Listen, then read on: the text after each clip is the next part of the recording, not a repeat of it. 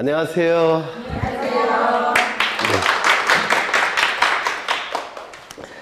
네. 오전에 어려우셨나요? 네. 학원별로 예전에 말씀드린 것 같은데 학원별로 등기법 평균 점수가 4개 정도도 안 돼요. 사실은 어느 학원이건 간에. 그래서 저는 좀 올리기 위해서 어려운 걸 처음부터 한 거예요. 네, 어려운 게 당연하니까 네, 너무 스트레스 안 받으셔도 돼요.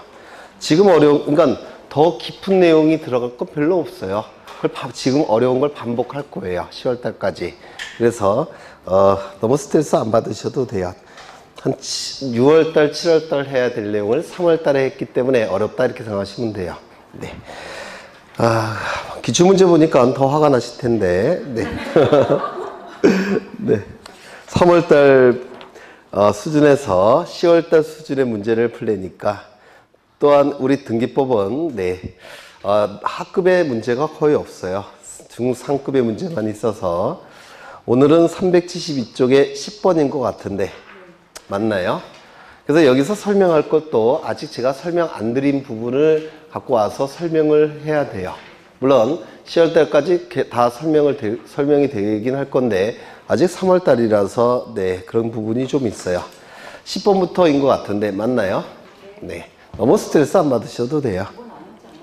9번이요? 9번은 안 하려고 그래요. 어차피 다 못 풀어요. 보통 이걸 다 풀려면 1시간에 2문제 정도밖에 못 풉니다. 일일이 다 풀려면.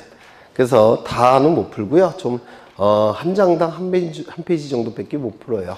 대신 뭐 상관없는 게 비슷한 문제예요. 비슷한 문제고 또 문제풀이 할 때 보통 이제 강사들이 문제를 만들 때 자기가 만드는 건 거의 없어요. 뭐 대학 교수도 아니고. 그래서 기출문제 갖고 거의 문제집이 구성되어 있기 때문에 이 문제들을 또 기출문제에서 볼 거예요. 그러니까 보통 문제집 만들 때 어떻게 하냐면 최근 거는 그 횟수를 거기다 올려놓고요. 제27회, 28회.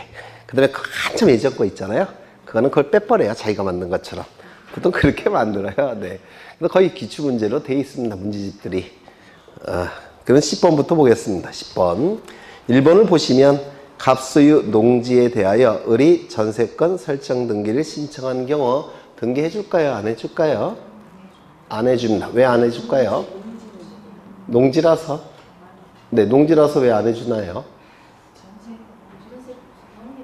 네. 이게 농지는 전세권 등기가 금지되어 있는데요. 이유가 있어요. 이유가 뭐냐면 그 조선 왕조가 있죠. 조선 왕조가 망한 이유가 통설이 뭐냐면 소작제 때문에 망했다고 봐요. 조선인 지주전호제 혹시 들어보셨습니까? 소작제, 지주전호제. 그래서 조선이 근대국가로 이렇게 발전을 못하고 이렇게 근대국가로 발전하기 직전에서 망한 이유가 지주전호제, 소작제 때문에 망했다고 봐요. 그래서 소작제 때문에 지주전호제 때문에 망했다고 한다면 조선 이후에 나온 그 대한민국은 그걸 못하도록 해야 됩니다. 맞습니까? 맞나요? 그래서 지주전호제와 가장 유사한 게 뭐냐면 소작제와 가장 유사한 게 농지에 대한 전세권입니다. 그래서 우리 헌법에서는 경자 유전의 원칙 들어보셨는지 모르겠지만 농사를 짓는 사람이 유전, 논이나 밭이 있어야 된다라고 헌법에 규정되어 있어요. 그 헌법을 근거로 해서 민법에서는 농지에 대해서는 전세권 등기를 금지한다는 명문의 규정을 두고 있습니다.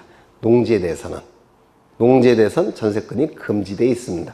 물론 지상권은 금지될 필요가 없어요. 왜냐하면 지상권은 똑같이 용익 물건이지만 지상권은 첫 번째, 건물 기타 공작물 소유 목적. 두 번째, 수목의 소유 목적. 농사 짓는 것과 상관이 없습니다. 그래서 전세권은 이제 농사를 지을 수 있으니까 그건 금지시키고 그 다음에 지상권 같은 건 금지를 안 시켜요. 그래서 농지에 대한 전세권은 금지된 겁니다. 예전에 소작제와 너무 유사하기 때문에 그래요. 그래서 농지에 대한 전세권 등기는 우리 민법에서 명문으로 금지하고 있습니다. 그러면 농지에 대해서 임차권 등기는 가능한가? 이건 가능해요. 왜냐하면 원칙은 금지해 놓고 예외적으로 할 수 있다 이렇게 규정되어 있습니다. 임차권은. 근데 전세권만큼은 완전히 금지되어 있습니다. 예외도 없어요. 그래서 농지에 대한 전세권 등기는 금지되어 있습니다. 민법에 명문으로 규정되어 있습니다. 그러니까 민법 공부 열심히 하면 된다니까요. 네. 2번. 갑과 을이 공유한 건물에 대하여 갑 지분만에 대해서 소유권 보존 등기 아까 보셨죠? 할 수 있습니까? 없다고 했죠? 소유권 보존 등기는 등기부를 개설하는 등기이기 때문에 물권 변동 과정을 아주 정확하게 공시를 해야 됩니다. 따라서 지분권자 1인이 자신의 지분에 대해서만 보존 등기 신청할 수는 없습니다. 물권 변동 과정이 등기부에 나타나지 않기 때문에 그래요. 다만 지분권자 1인이 전원 명의로 보존 등기 신청할 수 있습니까? 이건 가능하다고 했습니다. 굉장히 중요한 자주 출제되는 지문이에요. 그래서 우리 등기법은 한 줄씩 한 줄씩 이해하셔야 돼요. 암기 자체가 불가능합니다. 기억 안 나요? 등기법은. 민법과 달라서. 그래서 한 줄씩 한 줄씩을 이해하셔야 돼요. 3번. 공동상속인 갑과 울 중 갑이 자신의 상속 지분만에 대해서 상속 등기를 신청할 수 있냐. 이것 좀 보겠습니다. 예전에 한번 간단하게 설명드린 적이 있는 것 같은데요. 여기에 이러한 부동산이 존재합니다. 그리고 갑이 소유자입니다. 한 줄씩 이해하셔야 돼요. 한 줄씩. 그래야지 기억이 오래 남습니다. 이때 갑이 사망을 하게 되면 이 자를 피상속인이라고 부릅니다. 그러면 피상속인이 가지고 있는 모든 재산적 권리와 의무는 상속인에게 포괄해서 승계가 돼요. 맞습니까? 이를 상속이라고 부릅니다. 그런데 이 갑은 자식이 세 놈이 있었습니다. A, B, C. 우리가 예전에 본 거는 상속인이 한 명일 때 본 거고요. 이제 여러 명일 때 보는 겁니다. 피상속인이 사망하게 되면 그 자를 피상속인이라고 부르고 피상속인이 가지고 있는 모든 재산적 권리와 의무는 포괄해서 상속인에게 승계가 이루어지는데 상속인에게 ABC가 상속인이죠. 상속인에게 포괄해서 승계가 이루어지는데 이를 상속이라고 부릅니다. 상속이라고 불러요. 그러면 저 부동산에 대한 소유권은 ABC가 골고루 가지고 있겠죠. 취득하겠죠. 네, 설명의 편의를 위해서 배우자는 제가 이미 죽였어요. 배우자를 살려두면 계산이 복잡해져서 그냥 미리 제가 없애버렸습니다. 그래서 자식만 있는 상태예요. 그러면 상속분은 어떻게 될까요? 물론 요 갑이 유언장에다가 쓸 수도 있습니다. 근데 급하게 돌아가시는 바람에 유언장도 없어요. 그럼 어떻게 해야 될까요? 상속분은 3분의 1, 3분의 1, 3분의 1이 됩니다. 이게 법정 상속분이에요. 배우자가 있으면 0.5배가 더 많아져야 돼요. 그래서 계산이 복잡해서 제가 없앴어요. 그러면 이제 상속 등기를 할 겁니다. 상속 등기는 누구 이름으로 등기가 될까요? 상속인 A, B, C 이름으로 등기가 될 겁니다. 맞습니까? 이렇게 상속 등기가 될 겁니다. 물론 소유권 이전 등기예요. 소유권이 A, B, C에게로 넘어가는 겁니다. 그럼 이 상속 등기는 단독 신청일까요? 공동 신청일까요? 네? 이 등기가 이루어짐으로 인해서 이익이 발생한 누굽니까? A, B, C. 불이익이 발생한 자는 누굽니까? 등기부만 놓고 볼 때 갑이죠. 그런데 갑은 돌아가셨잖아요. 안 계시잖아요. 단독 공동 단독 신청입니다. A, B, C가 등기소에 가서 단독 신청하는 겁니다. 그 다음에 상속 등기를 한 다음에 이제 ABC가 이제 정신을 차리고 이제 본격적으로 저 부동산을 어떻게 나눠 가질지 협의를 해야 됩니다. 그걸 뭐라고 부르냐면 상속 재산을 어떻게 분할해서 나눠 가질지 협의를 하는 거. 상속 재산 분할 협의라고 불러요. 상속 재산을 어떻게 분할할지 협의를 하는 겁니다. 어떻게 협의를 했냐면 예전에 설명드렸는데 요 A는 35년 동안 고시 공부만 했고 요 B는 B는 의사고 요 C는 선생님이에요. 그래서 선생님.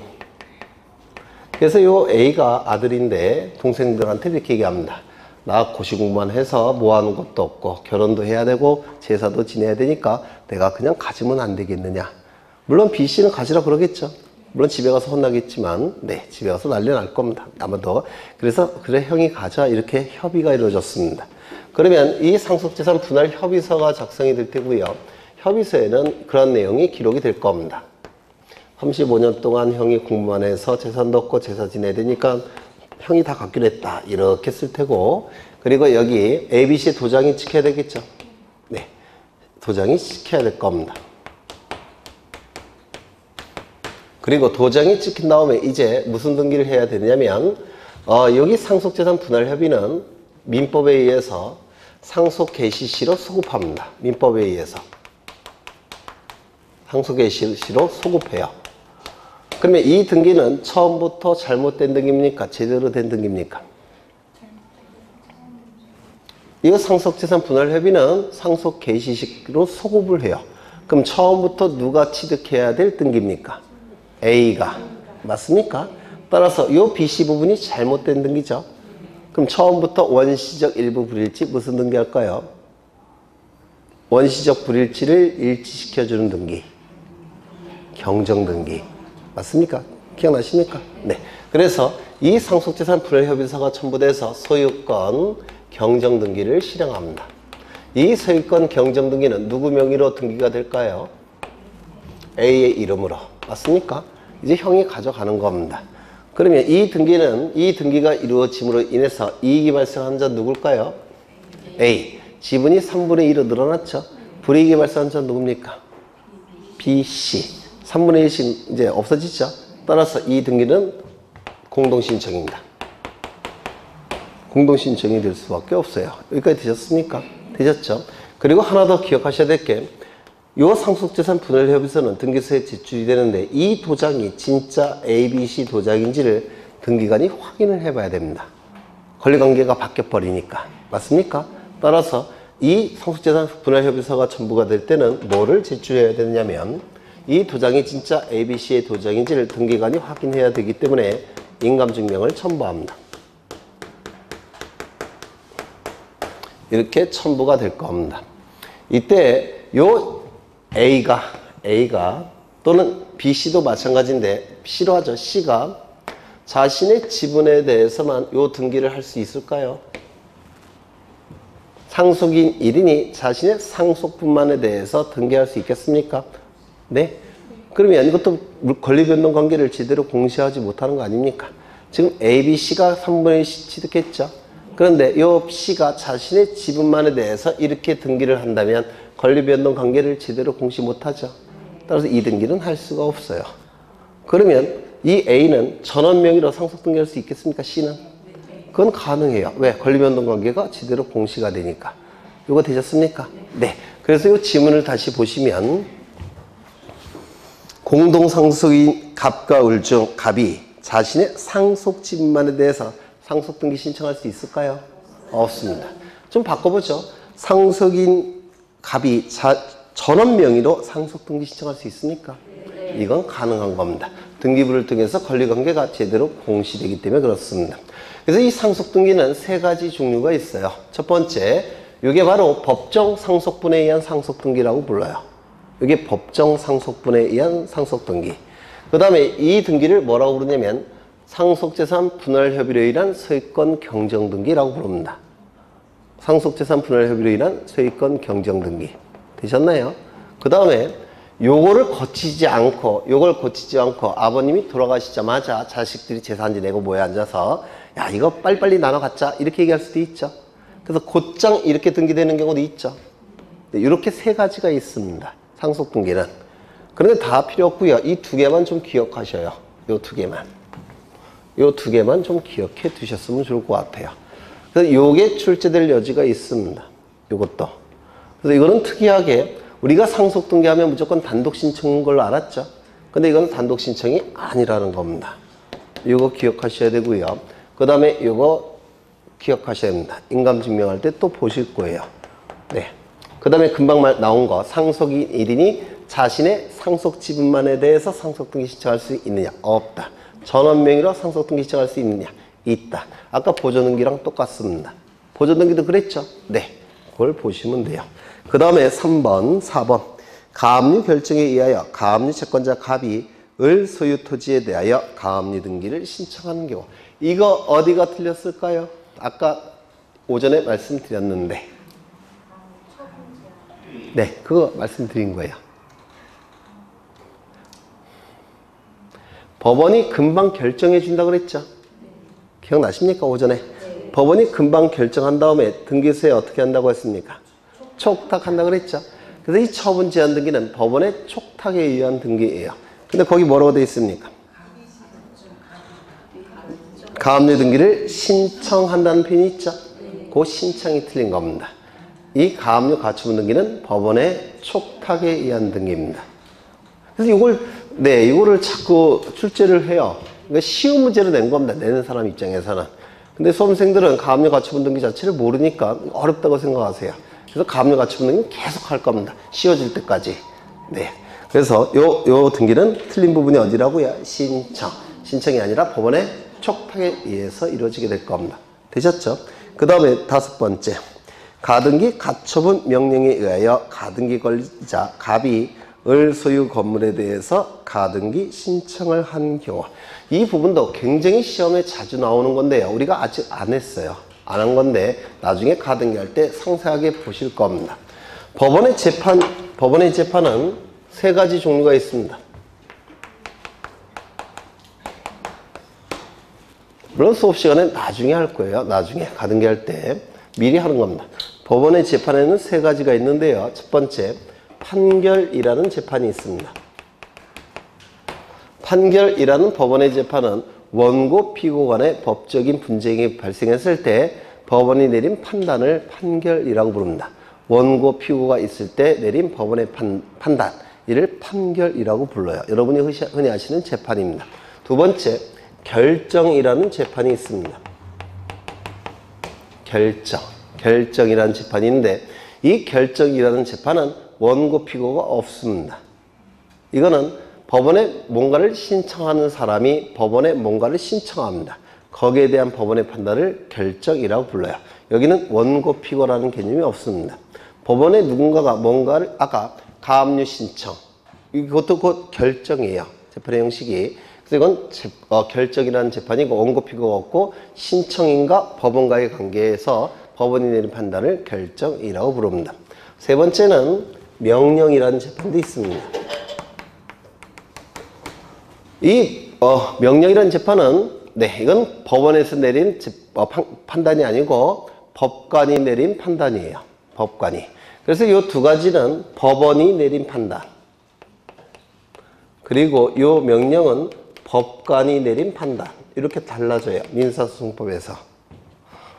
그리고 이 2개의 차이는 뭐라고 했습니까? 요거는 원고 피고가 있는 경우, 여기는 원고 피고 없이 신청인이 법원과의 관계, 신청인만 있는 경우, 이렇게 달라집니다. 그러면 이 가등기 가처분 명령 결정은 뭐냐면, 가등기 하라는 임시의 법원의 처분 명령이에요. 처분 명령 결정입니다. 그래서 명령이라는 용어는 쓰고 있지만 이거는 결정 형태입니다. 재판의 일종이에요. 가등기 하라는 임시가점입니다. 법원의 처분 명령 결정, 이걸 가등기 가처분 명령 결정이라고 얘기합니다. 이거는 재판의 일종입니다. 판결과 같은 효력이 있는 거예요. 그러면 승소한 등기 의무자, 승소한 등기 권리자는 판결서를 가지고 등기를 단독으로 신청할 수 있습니까? 있죠. 그와 똑같은 겁니다. 등기의 진정성이 확보가 됐기 때문에 상대방과 같이 등기소에 갈 필요가 없다는 겁니다. 가등기 가처분 명령 결정이라는 재판에 의해서 등기가 신청이 되기 때문에 등기의 진정성이 확보됐다고 평가합니다. 따라서 단독 신청에 의한 등기입니다. 여기에 명령이라는 문구가 나와 있기 때문에 법원의 명령에 의한 등기처럼 보여요. 그래서 이게 시험에 잘 나옵니다. 또한 가처분이라는 문구가 있죠. 아까 가압류 가처분은 법원의 촉탁에 의한 등기라고 했죠. 기억나십니까? 그래서 가처분이라는 용어를 쓰고 있기 때문에 법원의 촉탁에 의한 등기처럼도 보입니다. 명령이라는 용어가 있기 때문에 명령에 의한 등기처럼도 보이고, 가처분이라는 용어가 있기 때문에 촉탁에 의한 등기처럼도 보입니다. 근데 둘 다 아니에요. 재판의 일종으로 가서 단독 신청에 의한 등기입니다. 그래서 시험에 억수로 잘 나옵니다. 가등기에서 단골로 출제되는 내용 중에 하나예요. 가등기 가처분 명령 결정, 이걸 생략을 해버렸습니다. 더욱이.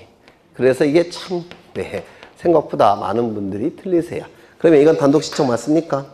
네, 맞습니다. 그래서 가등기 가처분 명령에 의하여 가등기 권리자 갑이 을 소유 건물에 대해서 가등기 신청을 단독으로 할 수가 있다는 겁니다. 꼭 기억해 두셔야 됩니다. 다시요. 가등기, 가처분 명령, 결정에 의한 등기는 재판의 일정이어서 등기의 진정성이 확보가 됐다고 평가하니까 단독 신청에 의해서 이루어집니다. 가처분이란 용어가 있어도 촉탁에 의한 등기가 아니고 명령이란 용어가 있어도 명령에 의한 등기가 아닙니다. 외우고 가죠. 단독 신청. 그렇죠. 그래서 정답은 5번이 돼버립니다. 그 다음에 넘겨보시면 거기 11번을 보시면요. 거기 등기 효력에 관한 설명으로 옳은 것은 아까 원장님이랑 얘기했는데 우리 등기법은 사실은 1시간 동안에 풀 수 있는 문제가 4문제 이상 힘들어요. 아까도 말씀드렸다시피 한 줄 한 줄씩 암기가 아니라 이해를 하셔야 돼서 그래요. 그래서 그렇다고 이제 계속 그렇게 할 수는 없고 하루 정도를 연장하는 건 어떨까 그런 생각을 하는데 네? 우리가 5회잖아요. 5회. 하루 연장해서 6회를 하면 어떨까? 저 혼자만 그렇게 해서 반대하시는 분이 한 분이라도 있으면 못해요. 반대하시는 분은 저 뒤에 가서 누구 계시죠? 네. 그러면 1번을 보겠습니다. 1번 등기 효력에 관한 설명을 옳은 것은 1번. 그러니까 한 줄씩 이해하셔야 됩니다. 그래서 어려워요. 등기법은 절차법이라서. 구 부동산 구라는 말은 이제는 폐지되었다라는 뜻이에요. 옛날이라는 뜻이죠. 소유권 이전 등기에 관한 특별조치법에 의한 소유권 이전 등기는 추정력이 인정되지 않는다. 틀린 지문인데요. 이 등기의 권리 추정력은 70에서 80%는 신뢰할 수 있다는 얘기입니다. 공동신청에 의해서. 그렇죠. 그런데 이 추정력 70에서 80%를 특별조치법에 의해서 더 끌어올린 겁니다. 90%까지. 그래서 굉장히 강한 권리 추정력이 인정이 됩니다. 특별조치법에 의해서. 그래서 이 추정력은 70에서 80%는 신뢰할 수 있는 효력이 추정력인데요. 특별조치법에 의해서 이걸 개연성 단계까지 올린 겁니다. 90%까지. 아주 강한 추정력이 인정이 돼요. 그래서 이 추정력을 깨기 위해서는 본증 갖고 안 됩니다. 아까 추정력을 깨기 위해서는 본증이 필요하다고 그랬죠. 근데 이 특별조치법에 의해서 본증 갖고도 깰 수가 없어요. 특별법에 의해서. 그래서 이 추정력을 깨기 위해서는 그 보증서나 또는 확인서가 위조가 되었다든지 허위로 작성이 됐다든지 변조가 됐다는 것이 입증돼야지만 깨집니다. 요게. 보통 등기 신청할 때 보증서 확인서를 제출하는데요. 그 보증서 확인서에 의해서 특별법에 의해서 등기가 가능했던 겁니다. 그런데 워낙 강한 추정력이 인정되기 때문에 이 보증서나 확인서가 위조가 되었다든지 변조가 되었다든지 허위로 작성이 돼야지만 깨져버립니다. 아주 강한 추정력이에요. 그럼 이거 틀렸습니까? 맞았습니까? 틀렸죠? 추정력이 인정되지 않은 게 아니라 더욱더 강한 추정력이 인정이 되는 겁니다. 그래서 거기 옆에다가 써놓으시면 좋을 것 같은데 보증서나 또는 확인서가 왜 특별조치법이냐면 원래는 공동신청이 원칙이라고 했죠. 근데 특별조치법에 의해서 상대방이 없어도 보증서나 확인서를 가지고 단독으로 신청할 수 있게끔 만든 게 바로 특별조치법이에요. 그런데 이 보증서나 확인서가 위조가 되었다면 이거는 그 근본부터 틀린 것이기 때문에 추정력이 깨지는 겁니다. 그래서 보증서나 확인서가 위조가 됐다든지 변조가 됐다든지 또는 허위로 작성이 됐다는 것이 인정이 돼야지만 깨집니다. 아주 강력한 추정력이에요. 90%까지 올라가니까. 보통 교재는 여기까지 나오는데요. 또는 하나는 더 기억하셨으면 좋을 것 같아요. 자인. 스스로 인정한다라는 뜻입니다. 스스로 자체 인정을 써서 그래서 이 등기가 잘못되었다는 것이 등기 명인에 의해서 인정이 됐을 때 스스로 자인했을 때 그때도 추정력이 깨집니다. 아주 강력한 추정력이에요. 70에서 80%의 추정력이 특별조치법에 의해서 어디까지 올라간다고요? 90%까지. 이게 특별조치법에 의한 추정력입니다. 이 추정력을 깨기 위해서는 본증 갖고 안 된다고 했죠. 네, 확인서나 보증서가 위조가 됐다든지 변조가 됐다든지 허위로 작성이 됐다든지 아니면 등기명인이 자인했다든지 그래야지만 깨지는 아주 강한 추정력입니다. 그래서 특별조치법에 의해서 등기한 사람은 소송에 들어갔을 때 거의 안 져요. 네, 그 다음에 두 번째, 소유권 이전 등기가 격려되어 있는 경우 등기 명의자는 전 소유자에 대해서는 적법한 등기원인에 의하여 소유권을 취득한 것으로 추정되지 않는다. 소유권 이전 등기는 공동신청이기 때문에 전 소유자에게 권리추정력을 주장할 수 있다고 했죠. 권리추정력은 세 가지가 있죠. 등기, 권리, 적법 추정, 등기 절차, 적법 추정, 등기 원인, 적법 추정. 기억나십니까? 네. 3번. 상속인이 자기 명의로 소유권 이전 등기를 하지 않고 그 부동산을 양도하여 피상속인으로부터 직접 상속인 앞으로 소유권 이전 등기를 한 경우 그 등기는 효력이 없다. 이 등기를 뭐라고 합니까? 상속인에 의한 등기 신청이라고 하는데 기억나실까요? 안 나시면 설명을 하고요.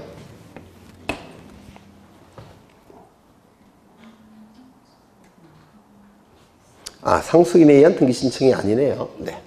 잘못 읽겠네. 갑이 이 부동산을 가지고 있습니다. 그런데 갑이 사망을 하게 되면 갑을 뭐라고 부를까요? 피상속인. 맞습니까? 피상속인이 가지고 있는 모든 재산적 권리와 의무는 포괄해서 상속인에게 승계가 이루어집니다. 이를 뭐라고 했습니까? 네, 상속이라고 불렀죠. A는 상속인이 될 겁니다. 이 상태에서 이제 갑 사망 시에 A는 소유권을 취득할 겁니다. 맞습니까? 소유권을 취득할 거예요. 이 소유권, 취득한 소유권을 다른 자에게 처분하기 위해서는 어떻게 해야 됩니까? 등기를 갖춘 다음에 처분해야 될 겁니다. 맞습니까? 따라서 이 등기를 상속을 원인으로 한 소유권 이전 등기, 상속 등기라고 불러요. 그러면 등기부에는 이렇게 기록이 돼야 됩니다.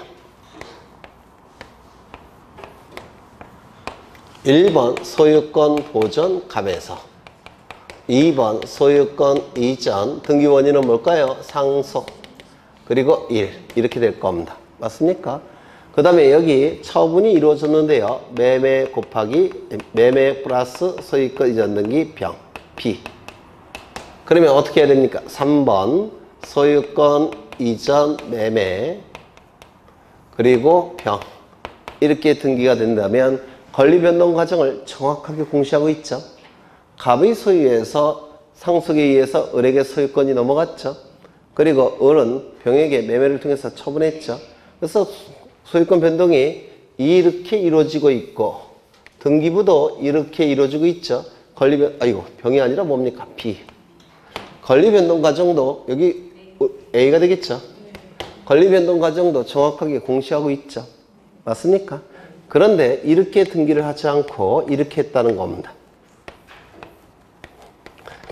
1번 소유권 보전 등기 갑에서 2번 소유권 이전 등기 매매 B 이렇게 등기를 했다는 겁니다.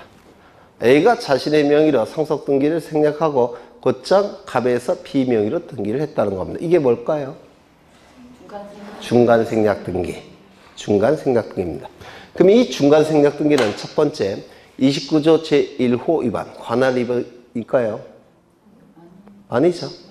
29조 제2호 즉 사업권이 등기할 것이 아닌 경우에 되느냐 등기 능력이 없느냐 2호도 아닌 것처럼 보이죠. 그러면 3호부터 11호 어딘가에 해당이 될 테고 3호부터 11호 어딘가에 해당된다면 당해 업무료도 아니고 직권 말소할 수도 없고 이의신청을 통해서 말소할 수도 없다고 했죠. 그럼 뭐가 판단합니까? 실체관계 부합 여부로 판단하는데 기억나십니까? 그러면 어차피 B는 갑으로부터 소유권 이전 등기를 취득하건 A로부터 소유권 이전 등기를 취득하건 B는 어차피 소유권을 취득할 자예요. 소유권을 취득할 자 명의로 등기가 된 겁니다. 이 등기 실체관계에 부합합니까? 부합하지 않습니까? 부합해요. 중간 생략 등기는 원칙이 유효하다 이렇게 얘기하는데 민법에서 혹시 하셨습니까? 하셨어요? 네. 중간 생략 등기는 두 가지 테마가 있는데요. 다음 시간 할 건데, 그래도 안 듣는 분들보다는 좀 많이 알아야 되겠죠. 네, 중간 생략 등기를 지금 하겠습니다. 중간 생략 등기 세 가지 테마가 있는데 우리 등기법에서는 두 가지만 출제가 돼요. 노트에도 있을 겁니다. 거기 제가 잘 그려놨어요. 중간 생략 등기를 보겠습니다. 여기 이러한 부동산이 있고 소유자가 갑입니다. 갑이 을과 매매 계약을 체결합니다. 소유권 이전 등기까지 이루어지면 갑이 가진 소유권은 을의 소유권으로 바뀔 겁니다. 맞습니까? 그리고 나서 을은 병과 또다시 매매 계약을 체결합니다. 그리고 소유권 이전 등기까지 이루어지면 을의 소유권은 병의 소유권으로 변동이 될 겁니다. 매매 안에는 물권행위가 있다고 그랬죠. 그러면 소유권 변동 과정이 이렇게 이루어지고 있으니까 등기부도 그렇게 공시돼야 되겠죠. 그래서 이렇게 공시가 돼야 될 겁니다.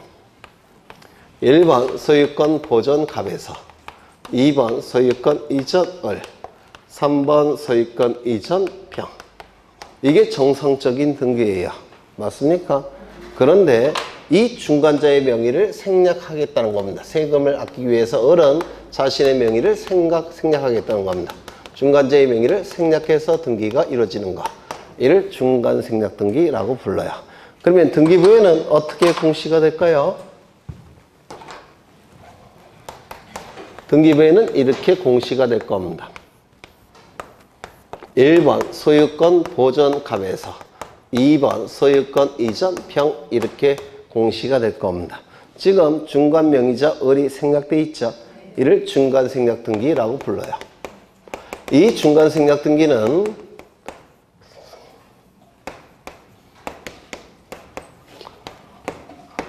형법적으로는 형사법, 형법적으로는 처벌받습니다.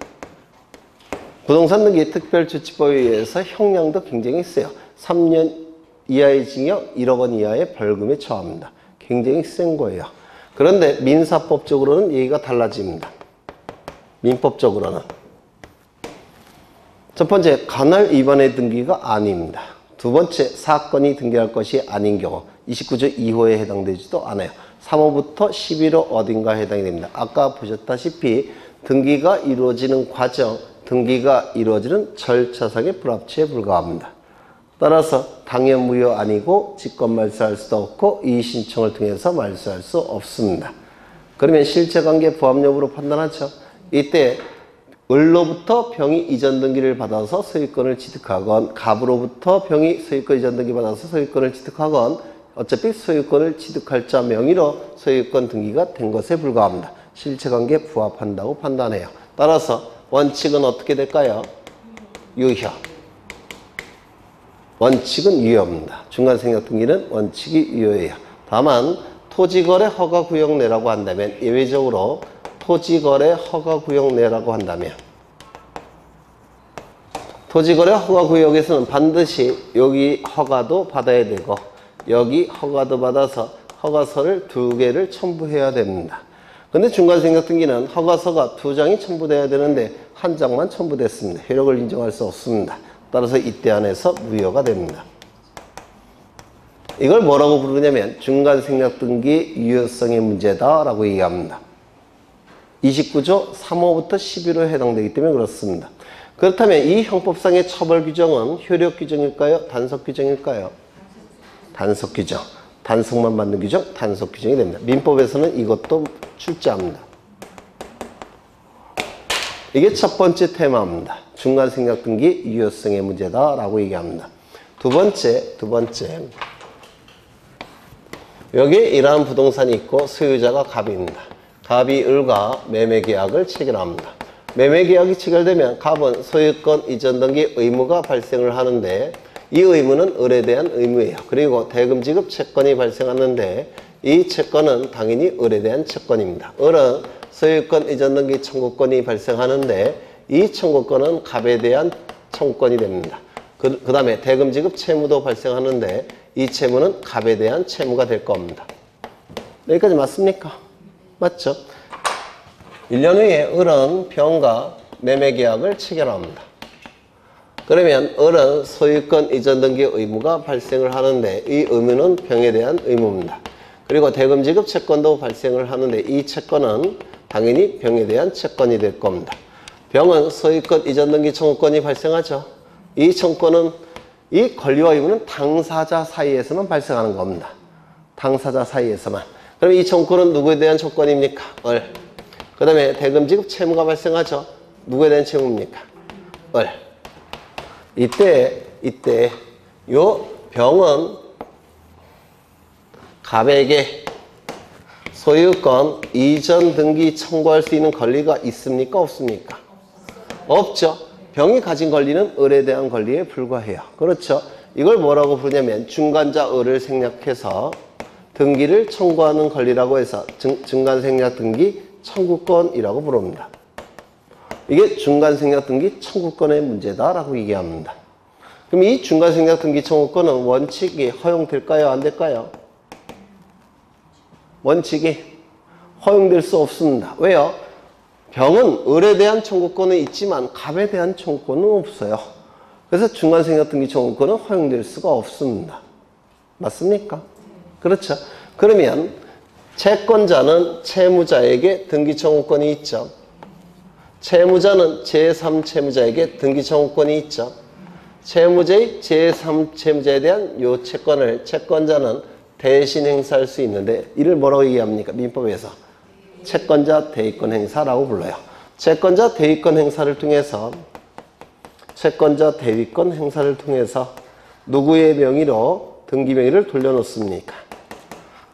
을이 청구하는 권리를 대신 행사한 거죠. 따라서 을의 명의로 돌아갑니다. 대위권 행사를 통해서. 그럼 을의 이름으로 넘어갔으니까 이제 병은 을에게 등기 청구권 행사할 수 있습니까? 있죠. 그래서 병의 이름으로 이렇게 등기를 갖추는 겁니다. 즉 중간생략 등기 청구권은 행사할 수 없다는 겁니다. 원칙이. 그런데 만약에 갑, 을, 병의 3자 간의 합의가 있다면 이 합의는 뭐냐면 요 을에 대한 청구권을 누구에 대한 청구권으로 합의하겠다는 겁니까? 갑에 대한 청구권으로. 그때는 중간생략 등기 청구권을 행사할 수 있습니까? 있을 겁니다. 이게 중간생략 등기 청구권의 문제다라고 불러요. 그래서 우리 등기법에서 출제가 되는 건 요 두 개예요. 세 번째는 뭐냐면 3자 간의 합의가 있은 연후에 이 대금이 10억에서 15억으로 올렸다는 겁니다. 10억에서. 그러면 이 합의를 통해서 청구하겠죠. 3자 간의 합의가 있으니까. 이때 최초 매도인 갑이 이 청구를 거절할 수 있느냐. 왜? 추가된 5억을 받지 못한 것을 이유로. 이게 세 번째 테마입니다. 근데 이거는 민법에서 출제되는 거예요. 우리 등기법은 두 개의 테마만 출제합니다. 중간생략 등기의 유효성의 문제, 중간생략 등기 청구권의 문제. 보통 민법에서 다 하기 때문에 해결할 수가 있을 거예요. 그러면 지문을 다시 보시면 상속인이 자기 명의로 소유권 이전 등기를 하지 않고 부동산을 양도하여 피상속인으로부터 직접 양수인 앞으로 소유권 이전 등기를 한 경우 대표적인 중간생략 등기죠. 맞습니까?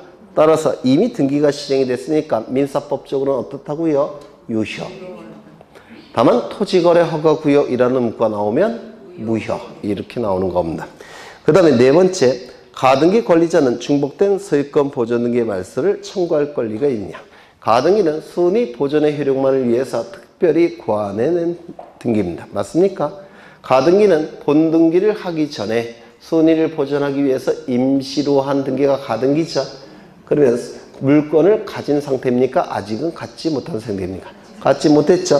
따라서 물건에 근거한 말소등기 청구권 행사할 수 있습니까? 없습니다. 그냥 쉽게 얘기해서 가등기는 순위 보존의 효력 하나밖에 없습니다. 다른 효력은 인정되지 않습니다. 가등기는 두 가지가 있는데요. 가등기는 두 가지가 있어요. 하나는 순위 보존의 가등기. 두 번째는 담보 가등기. 이렇게 두 가지가 있습니다. 순위 보존의 가등기는 우리 부동산 등기법에서 담당하고 있고요. 규율하고, 담보 가등기는 가등기, 담보 등에 관한 법률 민법에서 다루는 영역이에요. 그러면 이 순위 보존의 가등기는 우리 등기법 시간에 공부하는 건데요. 효력이 하나밖에 없습니다. 뭐밖에 없을까요? 순위 보존의 효력 하나밖에 없습니다. 그래서 순위 보존의 효력 이외에 뭔 단어가 나오면 다 틀린 거예요. 그 다음에 이 담보 가등기, 이거는 순위 보존의 효력이 없어요. 뭐가 있을까요? 이는 가등기, 담보 등에 관한 법률에서 저당권과 같은 효력이 있다 이렇게 규정되어 있습니다. 우리 시험의 등기법 시간에도 2번이나 출제가 된 건데요. 저당권과 담보가등기는 같은 효력이 있습니다. 그러면 저당권의 효력은 뭐가 있습니까?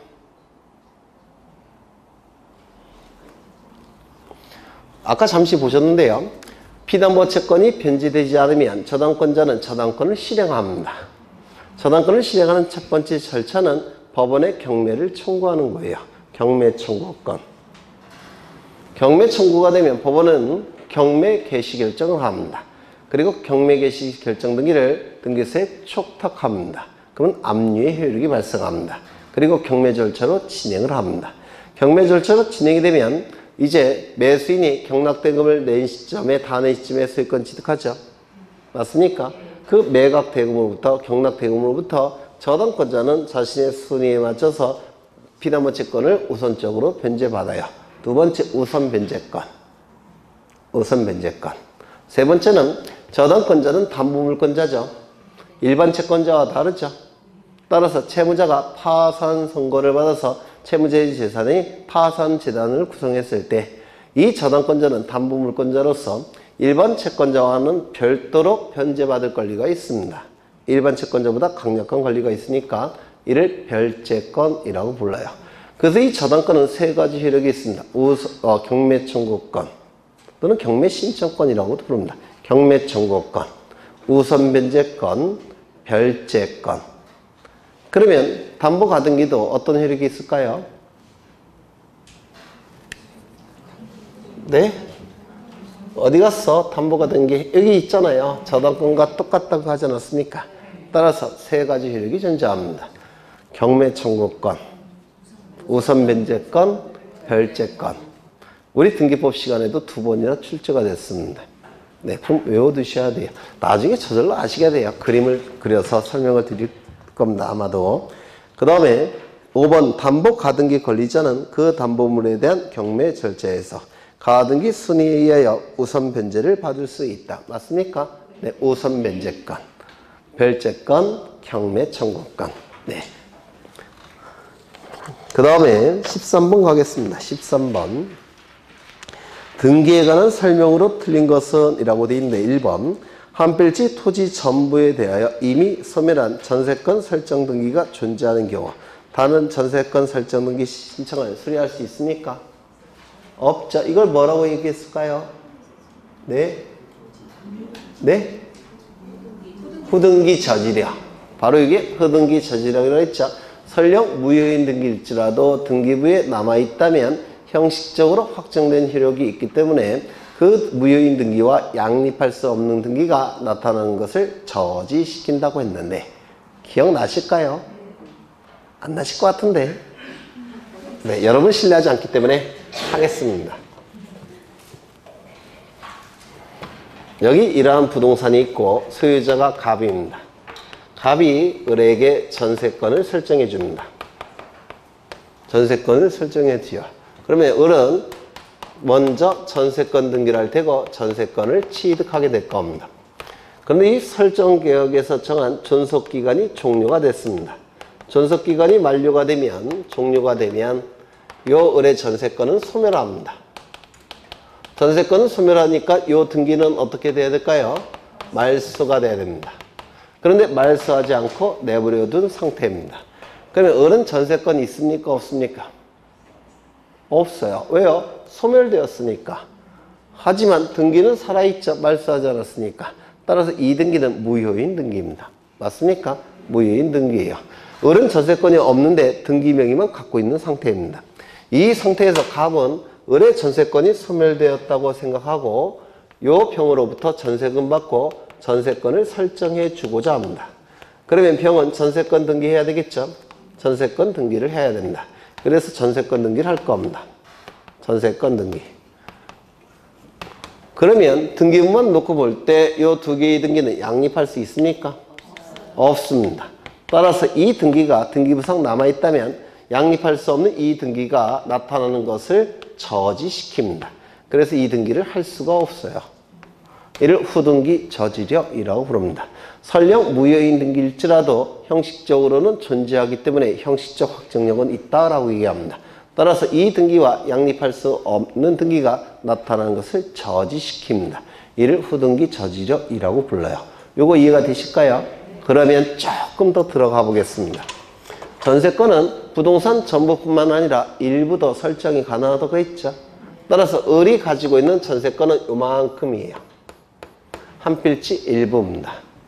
그런데 갑이 병에게 설정해 주고자 하는 전세권은 요 부분이에요.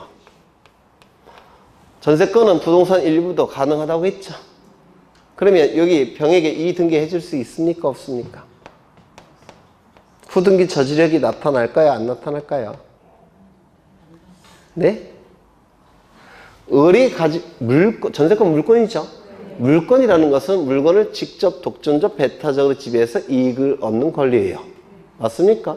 그러면 요 병이 가지고 있는 부분은, 병이 취득하는 부분 여기 병의 전세권. 그 다음에 을이 가지고 있는, 등기부상 을이 가지고 있는 것은 여기 을. 이거 양립할 수 있습니까? 등기부만 놓고 볼 때. 있죠. 이건 양립이 가능하죠. 그러면 여기 후등기 저지력이 나타납니까? 안 나타납니까? 안 나타나요. 이건 등기가 가능합니다. 그렇지 않을까요? 아닌가? 머리가 막 좋아지는 느낌 안 드십니까? 그러니까 이 을도 이 붉은색을 등기부만 놓고 볼 때 직접 독점적 배타적으로 지배가 가능하고요. 여기 병도 이 노란색 부분을 직접 독점적 배타적 지배가 가능하지 않습니까? 양립이 가능해요. 양립이 가능하니까 후등기 저지력이 나타날 여지가 없습니다. 요즘은 이런 것도 출제를 합니다. 이런 것들도 좀 깊이 들어가서.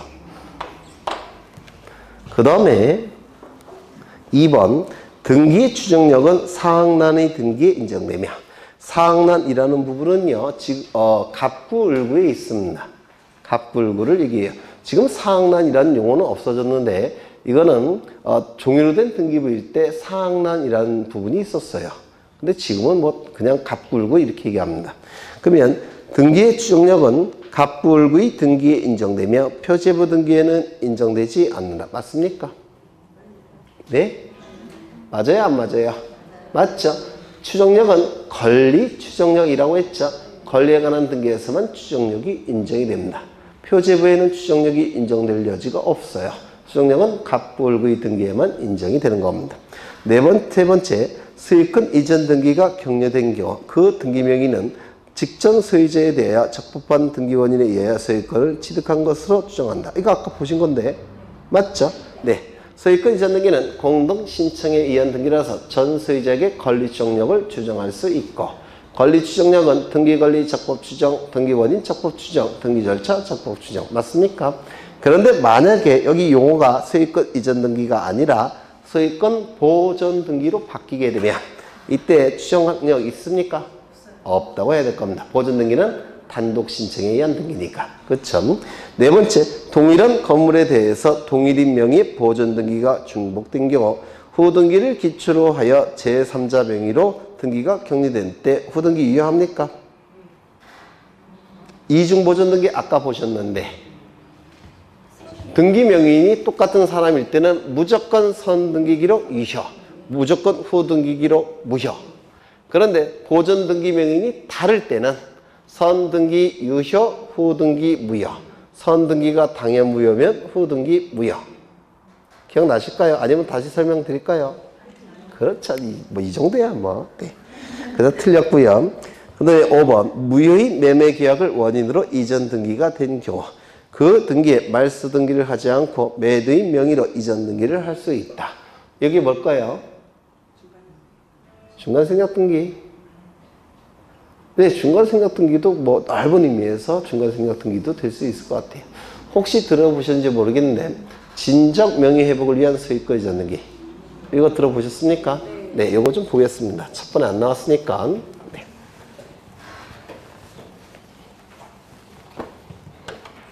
진적 명의 회복을 위한 소유권 이전 등기는 민법에서 하실 거고요. 우리 등기법에서는 아마 제 기억으로는 여기서만 설명을 한 것 같은데 여기 이러한 부동산이 있습니다. 소유자가 갑, 을과 매매 계약을 체결합니다. 그리고 소유권 이전 등기까지 이루어지면 갑의 소유권은 을의 소유권으로 바뀔 겁니다. 맞습니까? 그 다음에 을과 병 사이에 1년 후에 또다시 매매계약을 체결합니다. 그리고 소유권 이전 등기까지 이루어지면 을의 소유권은 병의 소유권은 바뀔 겁니다. 그리고 병에서 정으로 매매계약을 체결하고 소유권 이전 등기까지 이루어지면 병의 소유권은 정의 소유권으로 바뀔 겁니다. 등기부는 이렇게 공시가 될 거예요. 물권 변동 과정을 제대로 공시한다면 1번 소유권 보존 갑에서, 2번 소유권 이전 을, 3번 소유권 이전 병, 4번 소유권 이전 청 이렇게 등기가 실행이 될 겁니다. 맞습니까? 맞죠? 네. 그런데 이때 갑과 을 사이에 매매 계약이 무효 취소 해제가 돼버리면, 채권 행위가 무효 취소 해제가 돼버리면 그 채권 행위 안에 있는 물권 행위도 같이 실효가 됩니다. 그렇죠? 그러면 소유권 변동은 없는 상태로 복귀가 돼요. 누가 소유자입니까? 갑이 소유권이 복귀가 됩니다. 여기까지 되셨습니까? 무효 취소 해제는 소급표가 있죠. 그래서 소유권은 자동적으로 복귀가 돼요. 물권 행위가 소급적으로 실효가 되기 때문에 그렇습니다. 그러면 을은 소유권이 있습니까? 없습니까? 없어요. 소유권이 없는 자가 등기 넘길 수 있습니까? 없습니다. 이건 무권리자의 처분 행위에 불과합니다. 이 병도 소유권이 없죠. 소유권 없는 자가 병에게 소유권 넘길 수가 없어요. 현재 소유자는 갑입니다. 그러면 이 병명의 등기는 갑의 소유권을 침해한 등기입니다. 맞습니까? 따라서 이 등기는 말소돼야 될 겁니다. 그러면 이 등기가 말소가 되면 이렇게 될 겁니다. 5번 소유권 이전 말소. 그리고 이렇게 될 겁니다. 그렇겠죠? 그럼 누구 명의로 회복이 됐습니까? 병의 명의로 회복이 됐죠? 병의 명의도 갑의 소유권을 침해합니다. 이것도 어떻게 돼야 될까요? 말소돼야 됩니다. 그럼 6번, 이거 빼먹었네. 4번 이렇게 써야 되죠? 4번 소유권 말소. 정확하게. 4번 소유권 말소. 그 다음에 이 명의를 말소하면 이렇게 할 겁니다. 3번 소유권 말소. 그리고 이렇게 지워집니다. 그럼 누구 명의로 회복이 됐습니까? 을 명의로. 갑의 소유권을 침해하죠. 따라서 이것도 말소시켜야 돼요. 7번, 2번 소유권 말소. 이렇게 될 겁니다. 이제 드디어 갑은 등기 명의를 회복시켰네요. 맞죠? 그런데 지금 말소 등기를 몇 개 한 겁니까? 3개. 그렇죠? 설령 이 셋 중에서 하나라도 말소 등기를 안 해주면 소송으로 가야 돼요. 소송으로 가서 이 을병정이 피고로 돼서 소송이 진행이 됩니다. 그런데 소송에서 이 갑이 질 수도 있어요. 왜냐면 제때 증거를 제출하지 않으면 질 수도 있습니다. 그래서 이것이 무효가 된다고 하더라도 갑이 소유권 등명을 회복 못할 가능성도 있습니다. 그걸 막기 위해서 어떻게 하냐면 이렇게 말소 등기를 3번 하는 것 대신에 곧장 이렇게 이전 등기를 하겠다는 겁니다. 이거는 갑의 진정한 등기 명의를 회복할 목적으로 하는 소유권 이전 등기 맞습니까? 이게 진정명의 회복을 위한 소유권 이전 등기예요. 그러면 이런 말소 등기 대신에 여기서 이렇게 말소 등기 3개를 하는 대신에 무슨 등기 하면 됩니까? 5번 소유권 이전 가. 이렇게 해버리면 됩니다. 이 등기 대신, 3개 대신에. 맞습니까? 이게 진정명의 회복을 위한 소유권 이전 등기라고 불러요. 이 진정명의 회복을 위한 소유권 이전 등기는 당연히 공동신청입니다. 이 등기가 이루어짐으로 인해서 불이익이 발생한 자는 누굽니까? 네? 정, 등기 의무자. 이익이 발생한 자는 누굽니까? 가, 등기 권리자, 공동신청이에요. 그 다음에 등기 명의는, 진정명의 회복을 위한 소유권 이전 등기의 등기 목적은 뭘까요? 등기 원인. 잘못 얘기했습니다. 등기 목적은 소유권 이전 등기죠. 등기 원인은 뭘까요? 이거예요.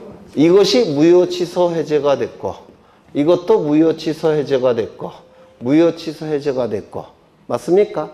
그러면 여기다가 등기 원인을 다 기록할 수 있습니까? 기록을 못 해요. 그래서 만약에 여기가 100명이 있습니다. 그럼 이렇게 진정명의 회복을 위한 소유권 이전 등기 하는 거죠. 그럼 등기원인이 100개도 넘어요. 그 등기부에 다 기록할 수 있습니까? 없습니다. 따라서 이 진정명의 회복을 위한 소유권 이전 등기는 등기원인을 하나 만들어 놨습니다. 이걸 100개를 다 할 수 없으니까. 등기원인이 뭐냐면 이겁니다. 이걸 딱 기록합니다. 등기원인에. 진정명의 회복. 이건 좀 외워두셔야 돼요. 진정명의 회복을 위한 소유권 이전 등기의 등기원인은 뭐라고요? 진정명의 회복. 등기원인 날짜는 언제일까요? 이거 무효 취소 해제된 날, 이거 실효된 날, 실효된 날, 실효된 날, 실효된 날. 등기원인 날짜가 너무 많죠? 따라서 등기부에 다 기록할 수가 없습니다. 그래서 아예 기록하지 않습니다. 두 가지 기억하십니다. 진정명의회복을 위한 소유권 이전 등기는 등기원인이 뭐라고요? 진정명의회복. 등기원인 날짜는 기록하지 않는다. 빈칸으로 내보내놓습니다. 너무 많아서 그래요. 네, 뭐 나중에 또 할 겁니다. 그러면 이 지문은 맞는 지문이죠? 네, 4번, 네, 4번입니다. 14번은 안 할 거예요. 중복등기는 아까 보신 이중보존등기만 보시고요. 이 중복등기 정리 절차는 뭐냐면 등기관에게 효력이 있는 겁니다. 그래서 이런 문제 낸다는 얘기는 틀리라고 낸 거예요. 네, 틀리라고 낸 거니까 네, 안 보셔도 될 것 같아요. 이제 15번을 보겠습니다. 15번 좀 쉬었다 하죠? 네, 쉬었다 하겠습니다.